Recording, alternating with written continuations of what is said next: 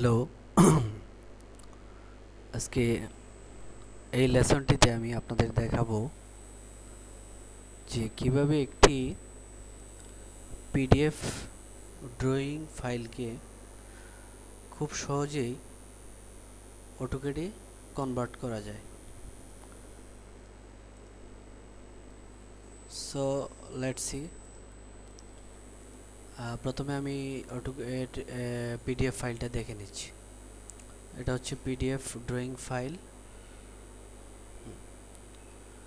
মনে করেন যে কোনো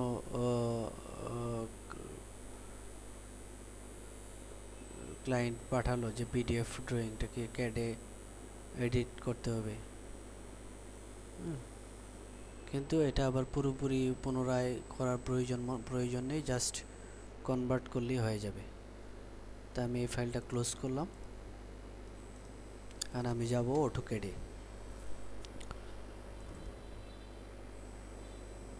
আমার অটোক্যাড ওপেন হচ্ছে। আচ্ছা, আমি নতুন একটি অটোক্যাডের পেজ নিলাম। নেওয়ার পর জাস্ট আমি যাব ইম্পোর্টে। আমি কিবোর্ড থেকেও লিখতে পারি ইম্পোর্ট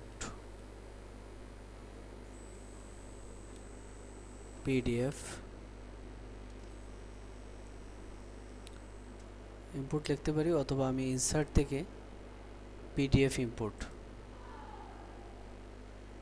এখান থেকে ইম্পোর্ট আছে, আবার পিডিএফ ইম্পোর্ট। আমি জাস্ট পিডিএফ ইম্পোর্টে একটা ক্লিক করলাম। ক্লিক করার পর আমার ডিজায়ার্ড লোকেশনে গেলাম। ফাইলটা কোথায় রেখেছি? ডেস্কটপে। এই যে আমার ফাইলটা। হ্যাঁ, তখন আমি ওপেন দিয়ে দিলাম। ফাইলটা সিলেক্ট করে ওপেন দিয়ে দিলাম।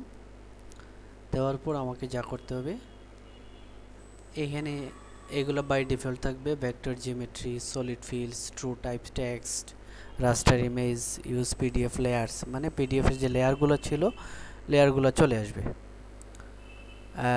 এখন import options, import as a block. আমি তো অবশ্যই ব্লক করে করব না, যেহেতু আমি ড্রয়িংটাকে আবার এডিট করব অটোক্যাডে, এটা আলাদা থাকবে। Join line and arc segment, arc segment line এগুলো কিন্তু জয়েন থাকবে। Convert solid fills to hatch, এটা ডিফল্ট থাকবে। Apply line weight properties, line ওয়েটটা প্রপার্টিসে অ্যাপ্লাই থাকবে, যে লাইন ওয়েট লাইনের মোটা চিকনের বিষয় আছে এটা। ইনফার লাইন টিপস ফ্রম, তারপর আমি এটাকে ওকে দিব। এই তো আমার হয়ে গেল। দেখেন প্রত্যেকটা ফাইল কিন্তু আলাদা আলাদা একদম। এটা F7 ক্লিক করব, তাহলে গ্রিডটা চলে যাবে অটোক্যাডে। দেখছেন কত সহজে এক ক্লিকে আমি ফাইলটাকে, অটোক্যাড ফাইলটাকে, পিডিএফ ফাইলটাকে অটোক্যাডে নিয়ে আসলাম। এখন আমি এডিট করতে পারবো এটার মধ্যে। ধন্যবাদ সবাইকে।